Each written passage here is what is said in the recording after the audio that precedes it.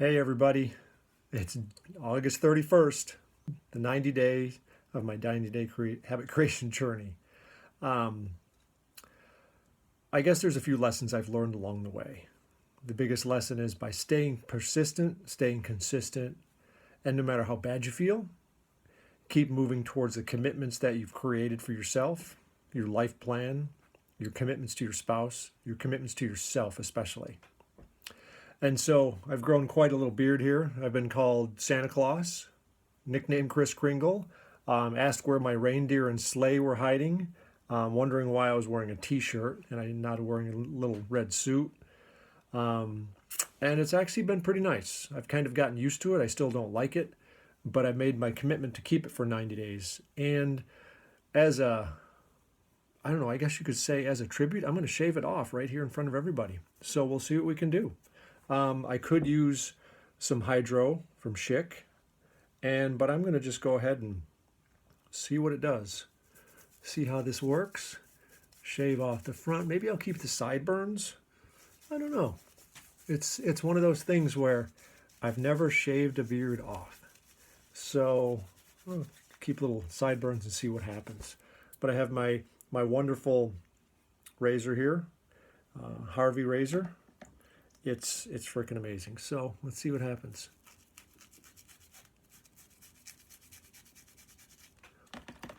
Not too bad.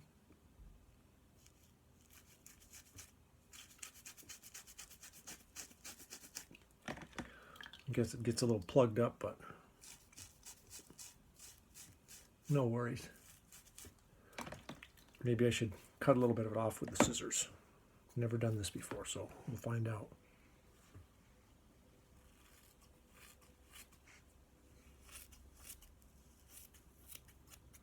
And I'm not getting close enough to cut myself, but it seems to work pretty good with the shaving cream in there.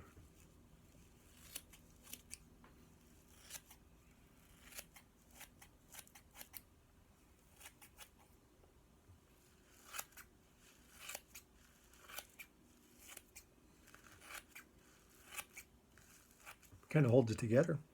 Pretty interesting. So along this journey, I've taken a few notes, and being focused on my consistent path,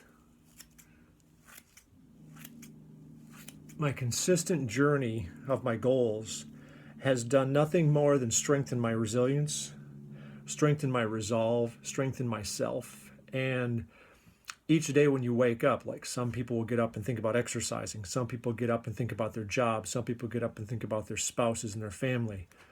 I would get up every day and think about my wonderful life, the life I've chosen, the career of being a speaker, of becoming an amazing coach, even more amazing than I've been told I am, and in the process, not only improving my life, but improving other people's lives.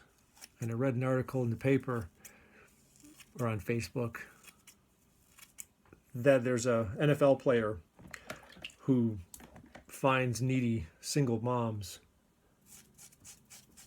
and helps them acquire housing.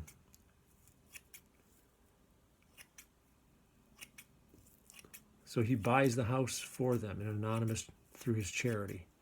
And I find that quite admirable, and I hope to do this someday as well. Oh, there's one. So it's quite impressive.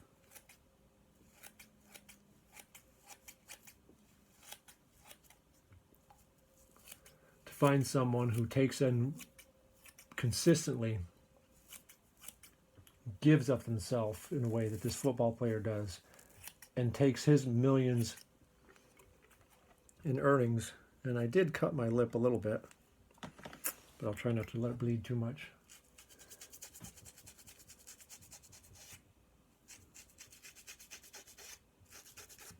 And finds a needy family so that they can have a place to live. I'm not sure of his criteria, but I'm sure it's pretty impressive.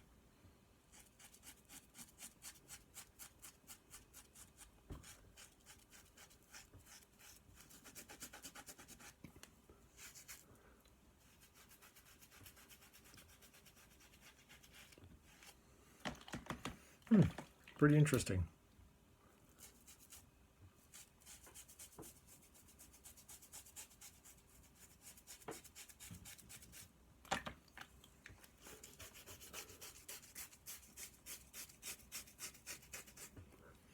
Coming off a lot easier than I expected.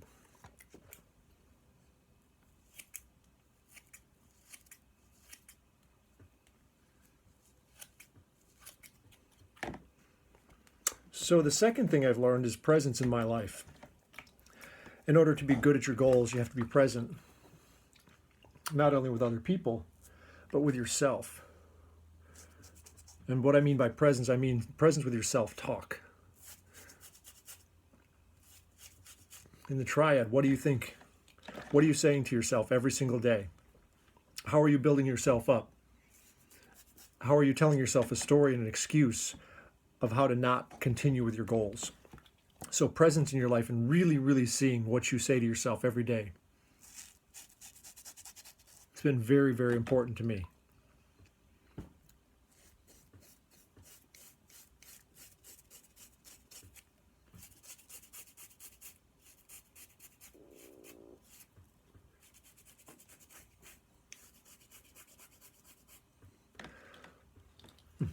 Not bad. I think we'll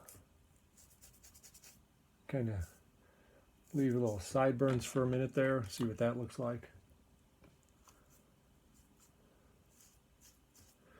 So not looking too bad so far, other than the cut lip. Sorry about that, everybody.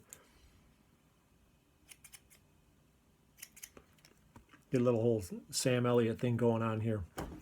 Another thing that I learned when I was doing my masterminding was networking and masterminding are key.